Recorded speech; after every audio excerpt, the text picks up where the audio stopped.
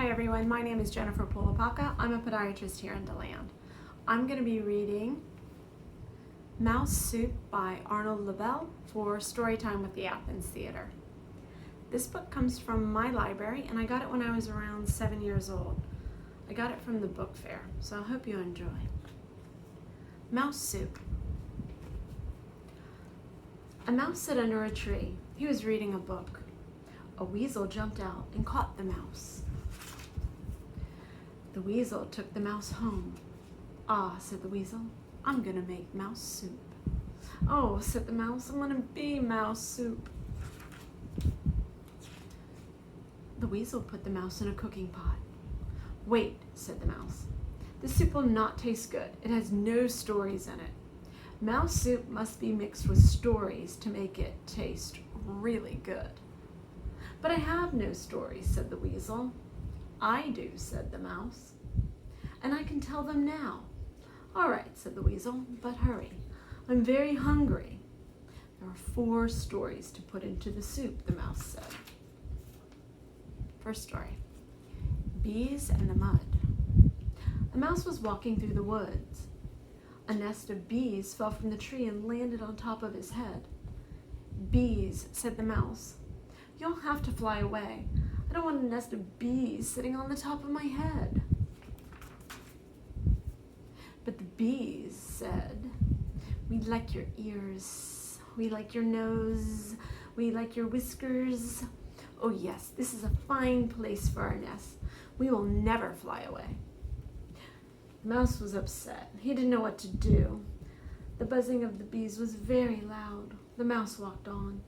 He came to a muddy swamp. "Bees," said the mouse, "I have a nest like yours. It is my home.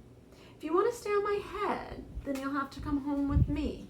"Oh yes," said the bees. "We like your ears, we like your nose, we like your whiskers. We'll be glad to come home with you." "Very well," said the mouse, and he stepped into the mud up to his knees. "Here's my front door," said the mouse. "Oh yes," said the bees. The mouse stepped into the mud up to his waist. "Here's my living room," said the mouse. "Oh yes," said the bees. The mouse stepped into the mud up to his chin. "Here's my bedroom," said the mouse. "Oh yes," said the bees. "And now I will go to sleep," said the mouse, and he ducked his head under the mud. "Oh no," said the bees. "We liked your front door, your living room, your bedroom, but no, no, no, no.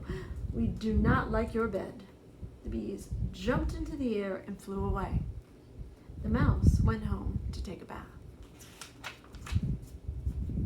Story 2. 2 large stones.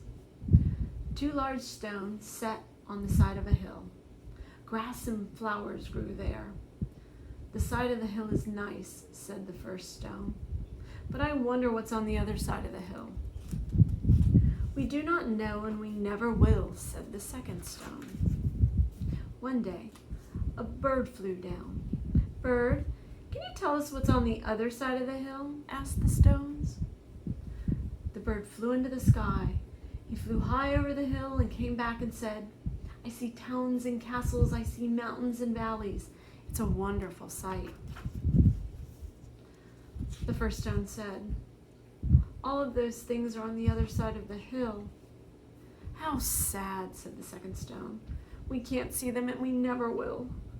The 2 stones sat on the side of the hill. They felt sad for 100 years. One day, a mouse walked by. "Mouse, can you tell us what's on the other side of the hill?" asked the stones. The mouse climbed to the top of the hill. He put his nose over the top and looked down. He came back and said, "I can see earth and stones. I can see grass and flowers. It's a wonderful sight." The first stone said, "The bird lied to us. That side of the hill looks just the same as this side of the hill." "Oh, good," said the second stone. "We feel happy now, and we always will." Story 3, The Crickets. One night, a mouse woke up. There was a chirping sound outside of her window. "What is that noise?" asked the mouse. "What did you say?" asked a cricket. I can't hear you. I'm making music at the same time." "I want to sleep," said the mouse. "I don't want any more music." "What did you say?" said the cricket. "You want more music? I'll find a friend." Soon, there were 2 crickets chirping. "I want you to stop the music. You're giving me more music," said the mouse. "What did you say?" asked the cricket. "You want more music? We'll find another friend." Soon, 3 crickets were chirping.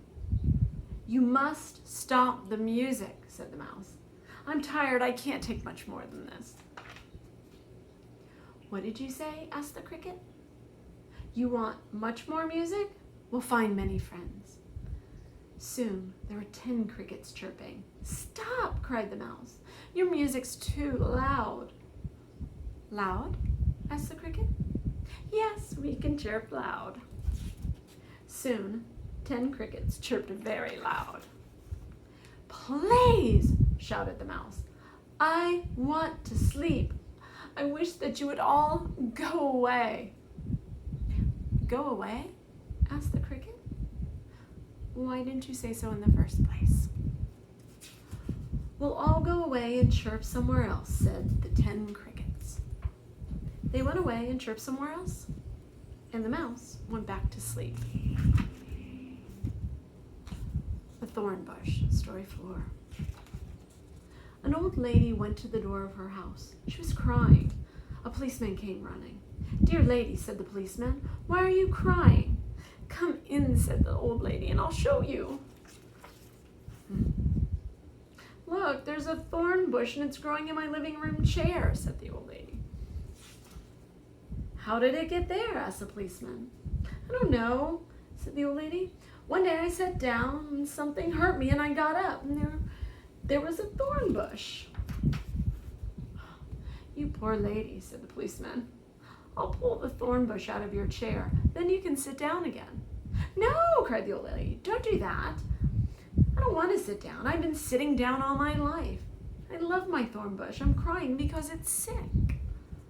"See?" said the old lady. And all the branches are fallen over."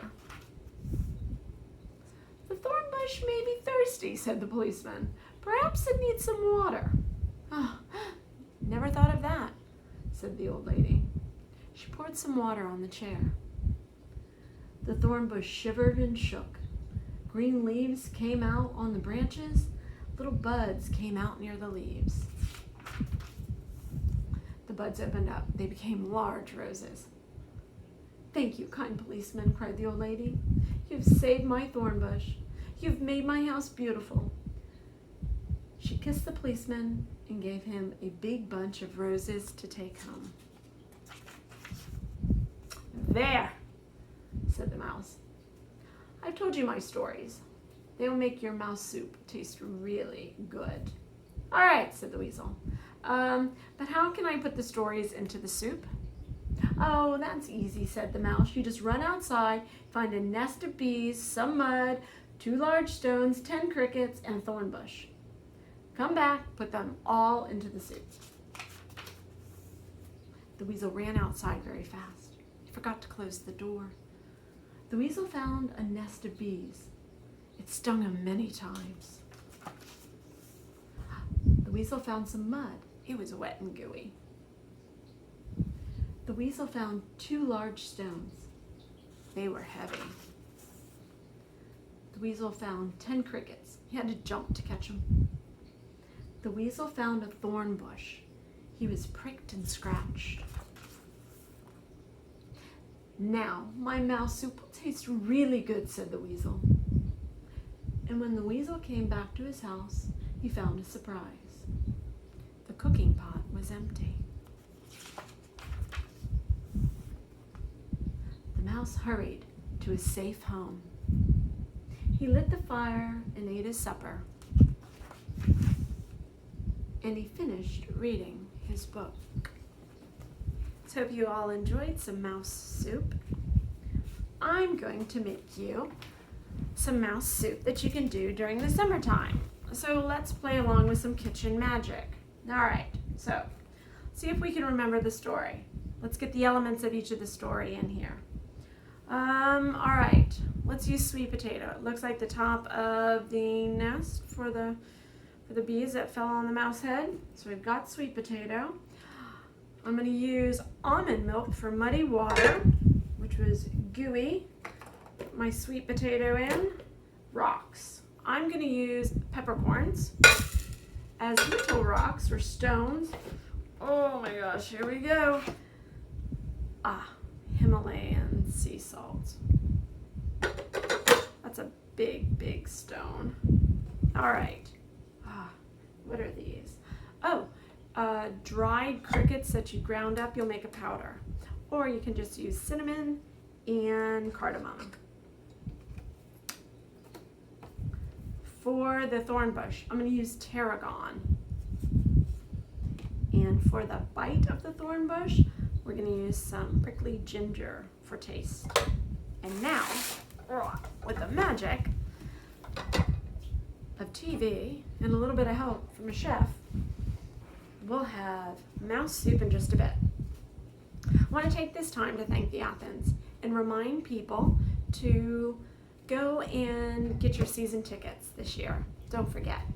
Everyone who gets their tickets, I will donate a bottle of wine for the summer. I've got 12 bottles of wine that I can give away to whoever gets the tickets and asks about mouse soup. So I think it's done cooking. I think it's in the puree. Yeah, it's getting done. If you want to have the recipe to mouse soup, just go ahead and visit us online at delandpodiatry.com. There you'll find the recipe, the real recipe to mouse soup and how we did it. It's going to be a great addition for the summertime, and you can substitute with items as you need. I hope you enjoyed story time this evening with me and my book. And as always, cheers with a little bit of mouse soup. Enjoy.